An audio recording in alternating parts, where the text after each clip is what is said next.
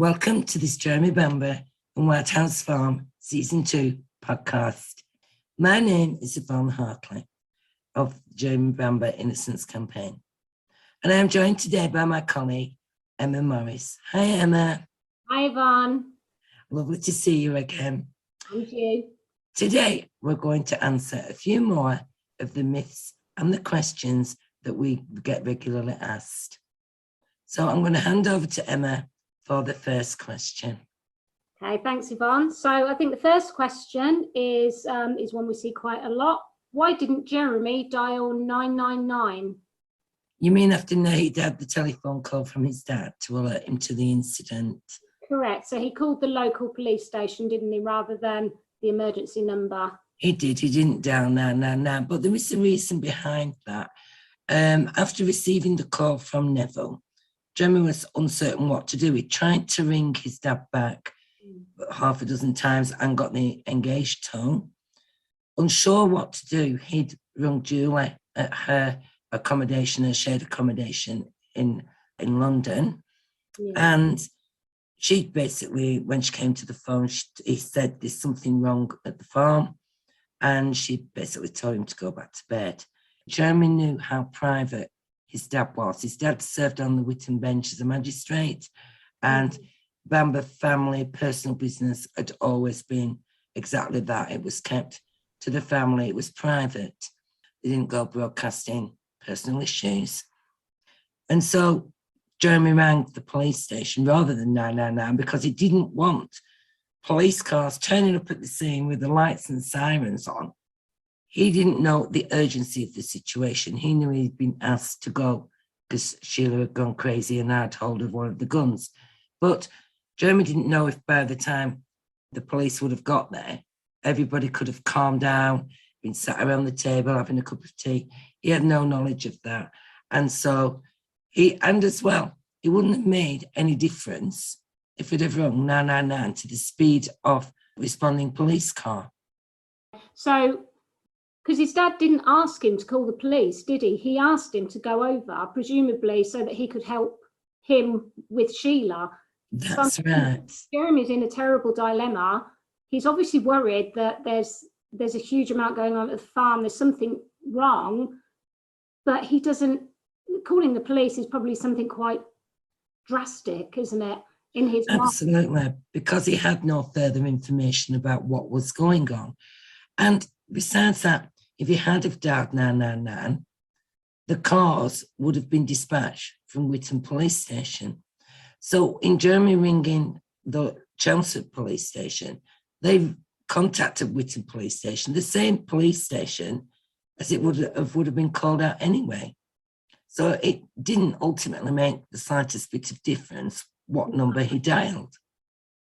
No, but it does explain the motivation behind why he didn't suddenly urgently call 999. I think it would have been a different situation had Neville said, your sister's gone crazy, she's got hold of one of the guns, she's firing it, we don't know what to do, somebody's been injured. That's a completely different situation. No, I think Neville was just saying to him, wasn't it, come to the farm, she's got one of the guns, she's ultimately gone crazy, has hold of one of the guns. He wanted Jeremy to just go and help him calm her down, I presume. Exactly. When Jeremy then couldn't get back hold of his dad, what do I do for the best? And everybody, will say, I would have handled it like this, I would have done this, of course I would have called 999. Well, you don't know. He's in that situation. Until you're in that situation. Yeah, and which is why I think, so I know I'll call Julie, I'll get advice from Julie, to get her to tell me what to do. But she exactly. So he ultimately makes the decision, do you know what, I'm going to have to call the police. Exactly, because he couldn't get back through to his dad, and so he had no idea what was going on. He did try and ring him back to say, what's going on, how long has she been like this, when did this start, what is she actually doing? But he couldn't get any more information. The line was engaged. So ultimately, he probably felt he had no choice but to call the police. But that it wasn't that urgent, but to dial 999. But like I said, ultimately that wouldn't have made a difference in the time it took to respond. Yeah, and hindsight's a wonderful thing, isn't it? Absolutely. And people being judgmental and saying, well, he should have done this and he should have done that. You're not in that situation at that time. Jeremy knew from his dad's voice how much concern he would have had, about how little concern he would have had, or how agitated his dad was. There's only Jeremy can interpret how his father sounded on the phone. Yeah. Even if he sounded frightened, it doesn't mean Sheila was imminently going to start firing this weapon. But by the time they got to the farm, like I say, they could have all been sat around the table, everything resolved. Yeah, exactly. He didn't know, what the ultimate conclusion was going to be at that point when he's deciding what to do for the best. Exactly. Plus, when he's been disturbed from his sleep, he only went to bed at around 11 p.m. after working for a full day on the farm. So he'd had, probably about 3 hours sleep when he got that telephone call. Yeah. So, you're half asleep, you don't know what's going on, you can't get back in touch with the person. It's like, you just go on automatic pilot, don't you? Yeah. So the campaign team asserts that Neville also called the police, but he called the local police number as well. He didn't call 999. Why would that be? Neville's call is logged at happening at 3:26, and that probably explains, and that would explain why the telephone was engaged when Jeremy was trying to ring him back and failing to do so, getting the engaged signal. So it's pretty much the same reason. Neville was a very private person, and he probably himself thought that he could resolve this, especially if he thought Jeremy was going over as well. She'd just asked Jeremy to go over. He probably thought, I can resolve this on my own, but things may have escalated. We don't know. And believe that things escalated after Neville had spoken to Jeremy, and that Neville needed more assistance. Why he didn't ring 999 is exactly the same reasons as Jeremy. He was extremely private, and he can't predict the future. He couldn't predict what Sheila was going to do. And in neither of the calls does it say that Sheila had actually fired the gun at that point. So between him thinking, I'll speak to Jeremy can help me calm her down, something else happened, like you say, to escalate it. So he thought, actually, I'm going to need the police. I'm going to need some more help to Yeah, absolutely. And there's still no evidence that Sheila had fired the weapon. No. When he rang the police, he would have said, my daughter's gone berserk. She's got hold of the gun and now she's firing it around the house. He would have said so. Exactly. But I just believe that maybe her psychotic state had enhanced over that period of time. Maybe she was even more agitated because Neville had made that call to Jeremy. We just don't know. But something happened that changed the dynamics, which then caused Neville to ring police. Yeah. And again, he didn't see the necessity to ring 999.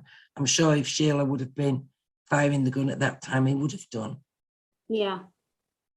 Yeah, and I'm sure I've heard people talk, it was a different time back then. People had the local police number often by their phone, didn't they? Well, Neville would have known the local police number because he worked on the Whitton bench as a magistrate, and so he would have spoken to the officers at Whitton Police Station on a regular basis, and he would have known the majority of people in that area. Yeah, but people might come back to us and say, well, do you know what? Neville didn't, there's no record of Neville ringing Whitton, it was Chelmsford. Well, actually, yes, it was Chelmsford because the calls from Whitton were actually diverted to Chelmsford at that time because it was an unmanned station. The officers there were actually out on foot patrol.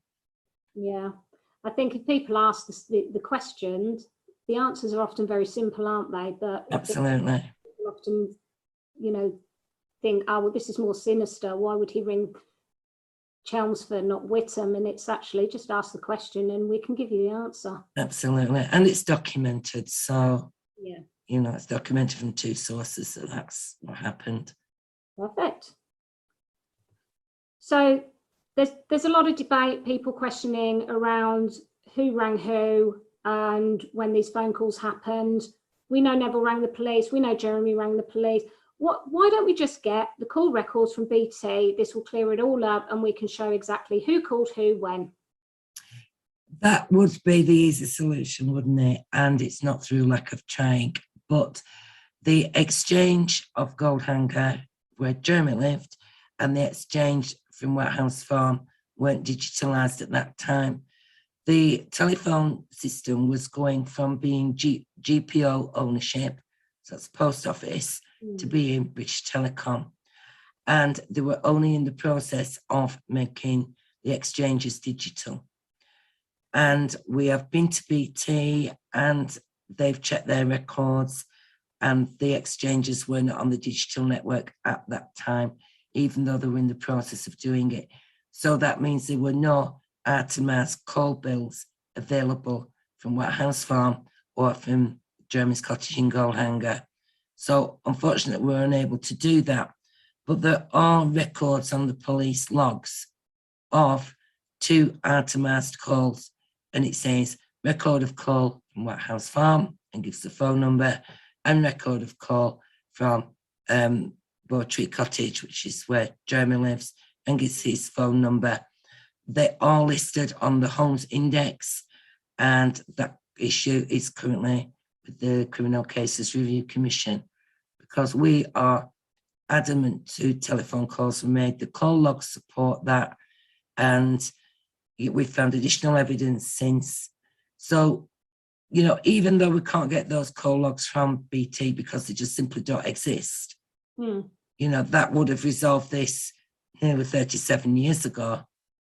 But because of that, the lack of digitalisation at that time, it's something that can't be helped, but there are other ways and means that we can now absolutely 100% categorically prove to telephone calls were made to the police.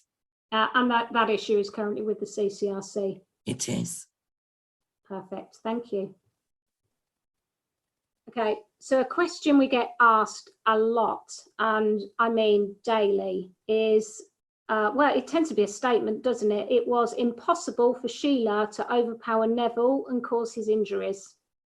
We do get asked that very frequently. People will say, you know, Neville was a farmer, he was very strong, 6'4", and Sheila was this frail little thing. Yeah. Yeah, and she's a female. I mean, totally sexist anyway, but people jump to the assumption. So I think people are just assuming that Sheila's gone in the kitchen with the rifle, beaten Neville, and then shot him.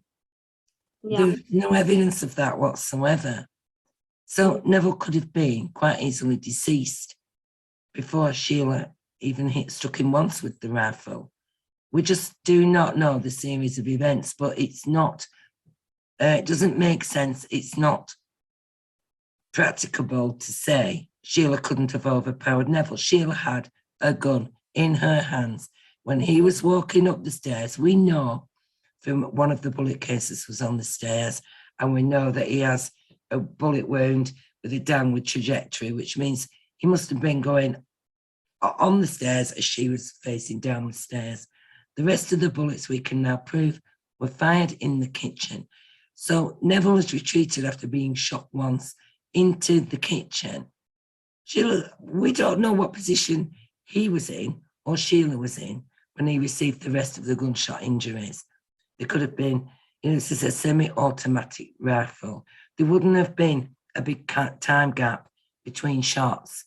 It would have been bang, bang, bang, bang, bang, you know, and people talk about the, you know, the state of the kitchen as well. And I know we know crime scene was tampered with by the police. However, if you're shot and you're trying to escape your assailant, you're going to be bashing around into things anyway, aren't you? You're going of course you are. You're going to be trying.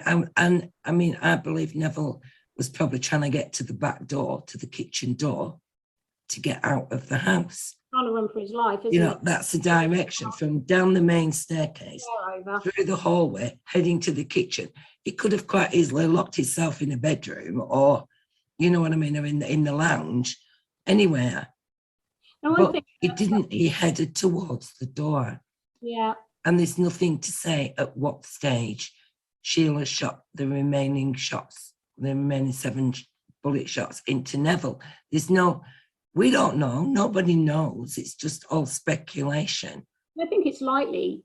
For me, it really feels likely that he received other injuries after he was either deceased or incapacitated. When you know, I think most people know that there were the burn marks on the back of his neck. They're deep burn marks. They're sustained. That was a sustained burn mark on the back of his neck. That if he was able to have got away from that, he would have flinched away from those burn marks. In my view, just my layperson's opinion, wouldn't be so severe, because what happens if you burn yourself on your iron?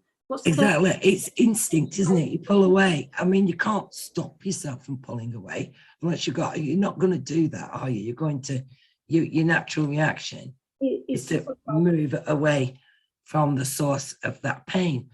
And we do actually have brand new evidence about the burn marks. I can't go into detail about that at the minute. It has been sent to the Criminal Cases Review Commission. It is extremely strong. It undermines the police contentions about them. But aside from that, I can't really say any more at this stage.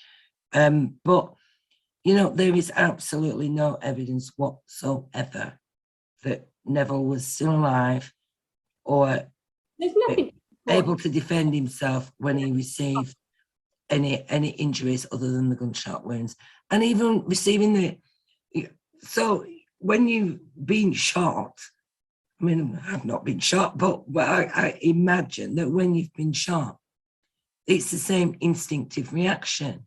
You're going to put your arms up. You're going to try and defend yourself. Yeah. Or you're going to try and grab hold of the rifle from Sheila. I don't know.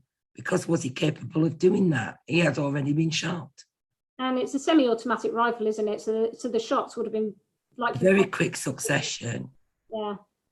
There's nothing to say that this was a sustained attack over a number of minutes even. And again, it's a point that people have struggled to get past, where the answer is actually quite simple, isn't it? Like you say, he was shot on the stairs. We know that. Sheila had a gun. He'd been shot by the time he got to the kitchen. What are you going to do when you're shot? You're going to be trying to escape that situation. Well, that's it. I mean, I'm convinced he was that he came down the stairs heading towards the back door. Yeah. Absolutely convinced of it. It's a reasonable thing to do when you've been, somebody's just shot you and they are shooting at you again. You're going to be exactly. You're going to be trying to escape the situation. And in terms of further injuries, there's no big fight between him and Sheila. There just doesn't need to be. I mean, the disruption in the kitchen could have been caused, it could have been caused even prior. Sheila could have been throwing things about. We don't know. So when Neville had rung Jeremy saying your sister's gone crazy and she's got hold of the gun, she could have been swinging it around in the kitchen, knocking things over. We just don't know. No, exactly. We don't know what stage anything happened. No, all that happened is somebody came up with a hypothesis that unfortunately is kind of enshrined itself in the history books now as to what happened. Absolutely, and then people take that as factual. Exactly. And as well, people seem to fail to consider that somebody in a psychotic rage isn't somebody who's like got a delicate flower. Well, exactly, because they've got. How many times do we hear it said that people in a psychotic rage, their adrenaline is absolutely coursing through their veins and they have this strength and this determination and nothing will stop them. I've heard stories where it's taken several big, strong men to restrain a woman who's in a psychotic rage. Yeah. I mean, if people... I wish there was more understanding. I wish there was more on like YouTube people could actually watch and say, this is somebody normally now they're in a psychotic rage. So people could just see the strength and determination that people have. We've had people say to us, haven't we, people like psychiatric nurses, people who have family members that suffer from this, like they are strong when they go. Absolutely. doesn't matter that she's a 5'7" slim female. She was clearly in a psychotic state. Look what happened that night. Absolutely. Yeah. Again, it's another area that's really quite easily explained when people would just sit and really think about it. If people would sit and think about it rather than just believing what they see on documentary programs and read in books and jump to conclusions that aren't factual. What's given is pure conjecture, isn't it? It's somebody just making something up that sounds like that might have happened. And plus it's misunderstanding of the condition as well.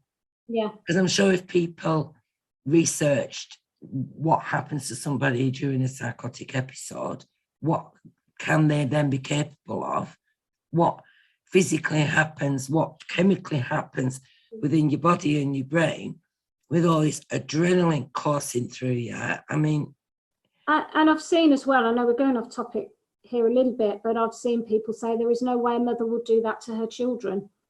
Oh, let's just Google it. Just Google paranoid schizophrenia. Mothers kill their children on a lot. They may not know. I think it was the gun. I think it was because they were shot that people thought women don't shoot the children, women poison, or women smother the children, or in these cases where women drowning the children. And a gun is a very masculine weapon, to be honest. But there's plenty of cases in America, particularly where guns are a more common feature in the majority of households than in the United Kingdom. And there's an abundance of cases in America where women are shooting their children. Yeah, it's horrible to think, but it does happen. It certainly does. And more frequently than people realise. Absolutely. It is unfortunately, very unfortunately, naive for people to think that a mother couldn't hurt her children. Sometimes it's done as like a protection. Sometimes it's done to save the children from what the mother envisages is going to be their future. Yeah. So it's not always done in a horrible way, because it's like the mother doesn't like the children. It's in a lot of instances it's done as a protection means. Yeah, they think they're doing the right thing. Absolutely. And I said, nobody blames Sheila. Oh, no, we don't blame. Nobody blames Sheila. Sheila cannot help being ill. Sheila cannot help the fact that the doctors under-medicated her. She cannot help that her medication was overdue and she'd been given a quarter of the dose that she should have had. It's not Sheila's fault. No. Another one we get asked time and time again is, or again, another statement, Sheila couldn't have reached the trigger to shoot herself.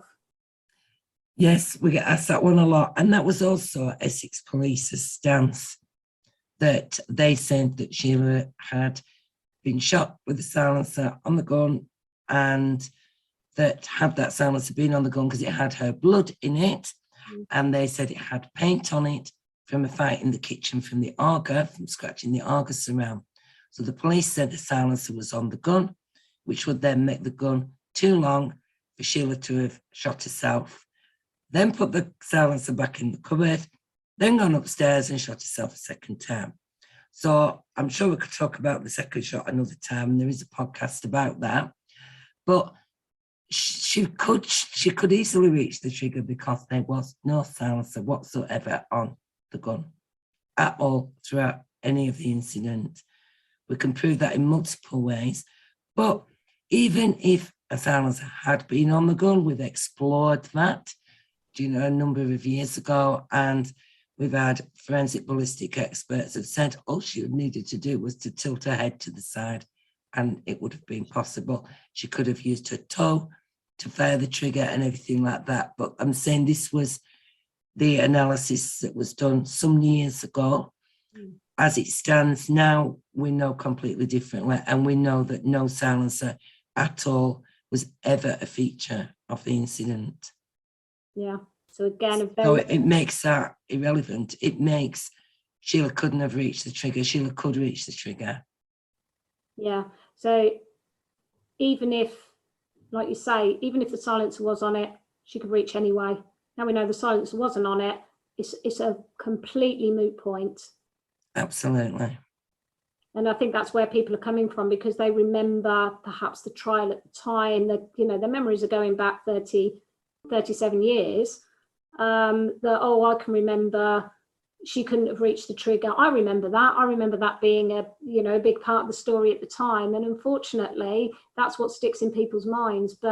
And I think we have to bring into it the 2 shots, because, you know, people have seen photographs that have been on the internet and of Sheila having 2 bullet wounds to her neck, which she did have at the time the photographs were taken.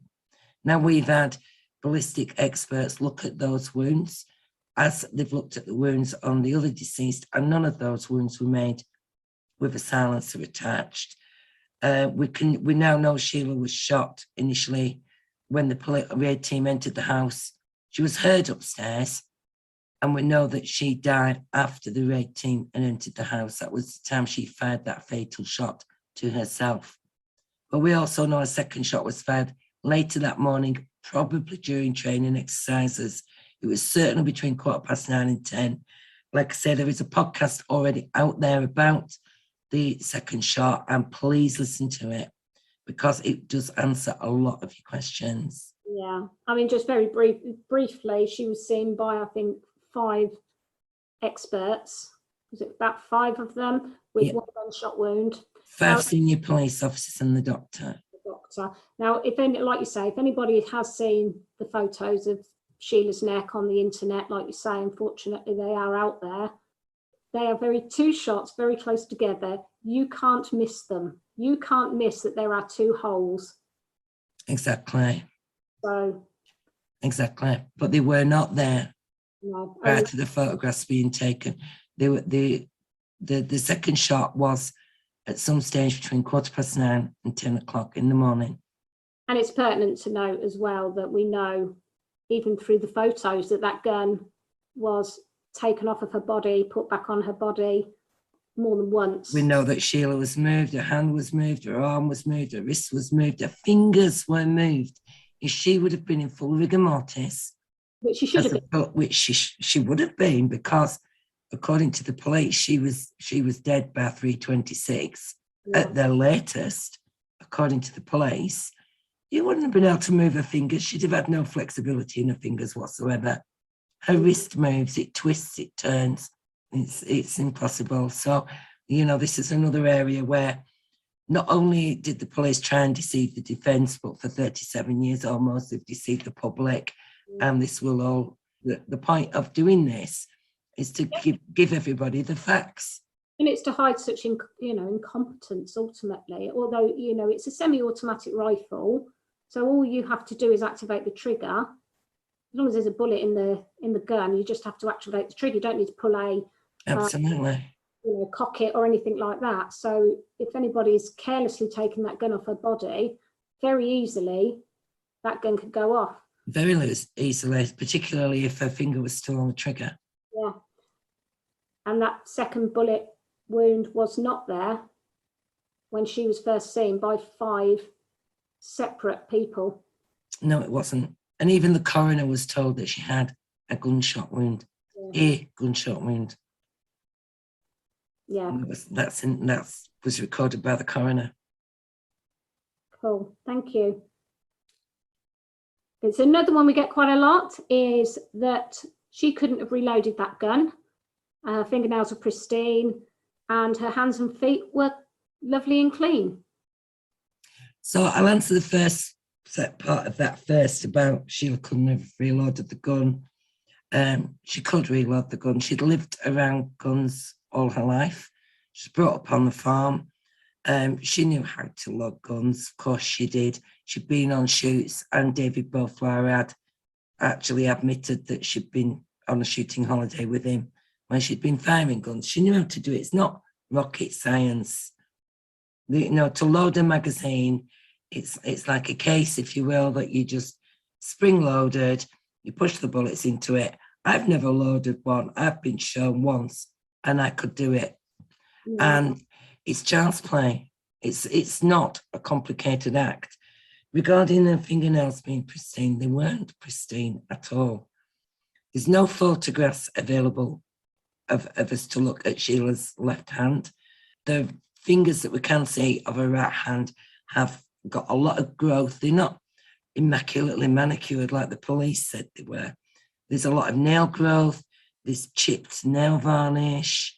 And plus as well, it's very derogatory to women to say, oh, you're not capable of doing this, that, or the other. Women do a lot more complicated tasks in a day, in normal everyday housework and jobs and things like that, with immaculate fingernails that they never damage. So to say, again, a sexist comment to say Sheila couldn't have done it without chipping her fingernails is just a ridiculous one. And we did speak about this at length in a previous podcast, Emma, when we were talking about the Madhouse programme, and that's available on the podcast. Yeah, that's the Bamber's Murder at the Farm, isn't it? The one from Madhouse production. So if people want to listen to that, we do go into quite a detailed discussion around that as well, which is really interesting. We do. And the comments that Sheila's hand and feet were immaculately clean, they really were not. I'm not going to spoil it for everybody about her hands, because there's a podcast coming up in a few weeks' time regarding her hands and the hand swabs and the evidence that we now have that Sheila did have hold of the rifle, she did have blood on her hands, and that she did fire the rifle. That's coming up in a few weeks' time. We've already did a podcast in February about Sheila's feet, which the police said were pristine, they were unmarked, there was no blood on them whatsoever, and that couldn't have been the case had she been walking around the house during the incident and she was responsible. Well, her feet aren't clean at all. Her feet, we've only got photographs of her left foot. We don't have any images at all of her right foot.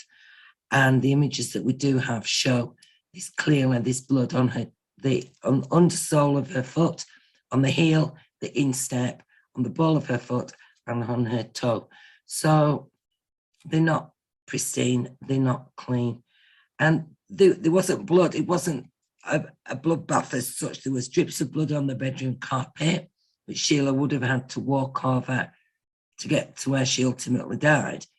But we don't know the timescale of how long had they been there. We don't know how long June had been shot and moved about in the bedroom before she ultimately died. So we don't know. Those blood spots on that bedroom floor could have been dried an hour, half an hour. We just don't know.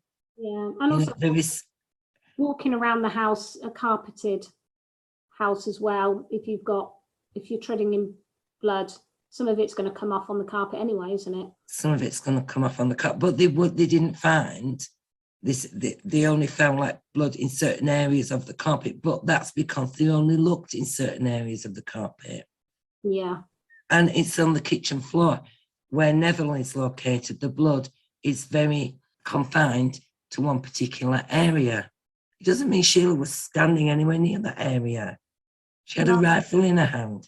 Yeah, she had a gun. It doesn't mean she was stood where that blood is. And there is no blood anywhere else on the kitchen floor except that one area. So, you can't say, well, she would have been, her feet would have been covered in blood, because it wouldn't be. No. But ultimately, she did have some blood staining on her feet, which was not the position of the police. Exactly. And to the DPP. Exactly. And if people have a listen, we have done a podcast about this, as I say, which we released in February this year. And that goes into explicit detail about the current evidence regarding the blood on Sheila's feet. Right, yeah. Perfect. Another question that we see, Yvonne, is if there was no silencer on the gun, how come no one heard gunshots, especially as we say that Sheila shot herself after the raid team had entered the property? That is actually a good question. But a lot of it boils down to the interpretation as well of the word silencer. A silencer, as everyone will probably think of from movies and drama programs, that it makes the sound of a gun just, rather than bang, it goes psh. Yeah. So it sounds as a shot. It was actually a sound moderator. And the police called it a silence. It was just easier to refer to it that way. It was actually a sound moderator.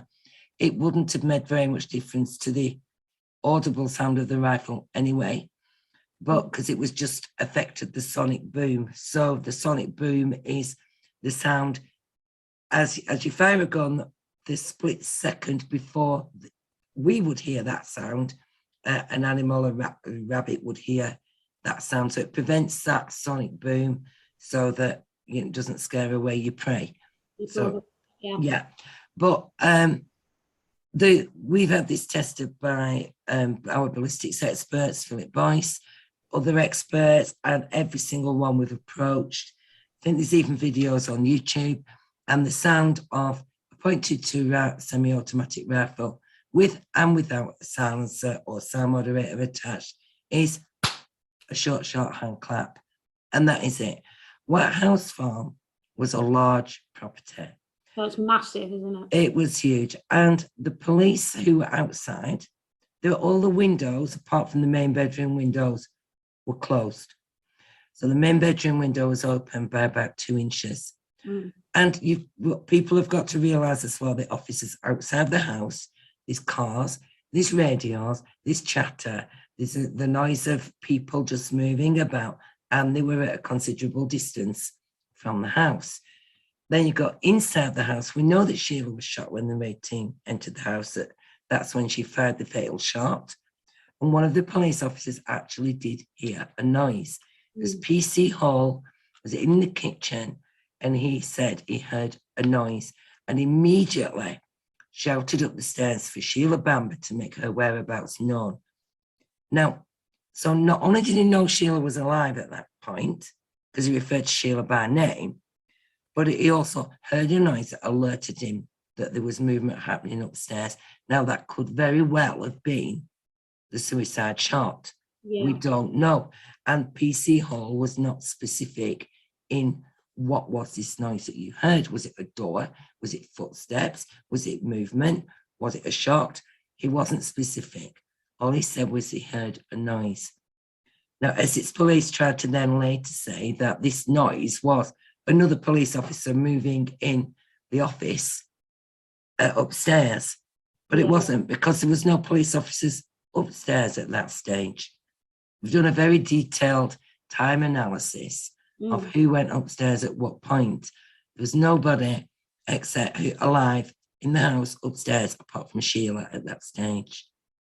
So going back to the question about the audible sound of the gunshot, nobody outside would have heard it. And if PC Hall, that was the sound he heard, he hasn't been explicit, but tests that we've had done. The closest to where he was at that point to where she would have been. I mean, people can look on the internet, can't they, about how big White House Farm actually was. Yeah, we do actually have plans on the website. Didn't it take them half an hour to search that property? I mean, they're rushing around this property trying to find Sheila, trying to assess the situation. It took them half an hour. It took them from 7:34 approximately when they smashed the door down and broke into the house, and it was 8:10 that they recorded that they found a further 3 bodies upstairs. So, that's over half an hour. It was a big house. There were lots of hiding places Sheila could have been in. They did a thorough search and a careful search. Yeah, so my point is that, I'm sitting here now and I'm looking at where my office is, and it's only a few steps. If I heard somebody did a clap noise, I'd hear it. Yeah. Upstairs in my bedroom and somebody did that, and my house isn't big. My house is no White House Farm. I wouldn't hear it. I wouldn't hear that clap. And like you say, you can go on YouTube, you can put in the name of the rifle, and people can hear for themselves the noise it makes. Absolutely, you can. Yeah, and I think people have the impression that it makes this big banging sound that echoes around like you see in the movies with these guns and the loud. It's literally almost like a cap gun, isn't it? With it's not much. Well, it probably is about that same volume level as a cap gun. Yeah. Because it's not got, it's not a .410 shotgun. If it had been a shotgun, I'm sure people would have heard it, but it wasn't. But people don't need to take our word for it. Like I say, you can just Absolutely. go. Can you remind us the name of the full name of the rifle, Yvonne? So if people do want to go and search on YouTube to hear the noise it makes, they can, can't they? Absolutely. So it's a German Meg and Schutz .22 semi-automatic rifle, and there's plenty of videos on YouTube. And one of the ones I saw was it actually being used outside in a very big, wide open space, and even then, with acoustics around and echoes and that, it still wasn't very loud. But to be used in a property with furniture and walls and carpets and all the things that absorb sound, exactly. I'm sure Philip Boyce's words were, you just wouldn't have heard it from another part of the house or outside. It would have been impossible. That's what he said. Impossible. You wouldn't have heard it. Yeah, he's a well-respected ballistics expert. So he's a world-class ballistics expert that's called upon by the Crown many, many times. The police force use Philip Boyce as their ballistics expert because he is such an expert he knows his field. Yeah. The police wouldn't use him to do their work if he didn't know what he was talking about. No, absolutely. So again, another point that's actually quite easy to answer. Absolutely. All the answers are common sense answers, and the answers are out there. And it's like we've always tried to say to people, we do get asked a lot of the same questions repeatedly, but obviously they're coming from different sources, and this is why doing podcasts like this, people can find the answers that they might have to their particular question. But I'm sure that there's a lot of people who might have different questions. They might even be afraid to ask us because they don't want to appear to be, a bit silly or under-researched in the case and things like that. Please do not be afraid to ask us anything at all. You can contact us via the website. There's a contact us form. Please use it. Please ask us the questions, and we are more than happy to give you the answers. Yeah, absolutely. So thank you very much, Emma, and I hope we've answered some more of everyone's questions today and been able to rectify a few more of the myths in the case. And we look forward to coming back in a few weeks' time with more answers. Absolutely. There are lots more questions that we've got. So if your questions haven't been answered today, there'll be future podcasts. And like Yvonne says, just send us an email, ask us whatever you want. Absolutely. So thank you very much, Emma. Thank you, Yvonne. See you all soon. Bye. Bye. You can join our monthly Zoom Facebook meetings, which have a first look at case material, presentations, guest speakers, legal updates, and your questions answered at our official Facebook, Jeremy Bamber Justice Group.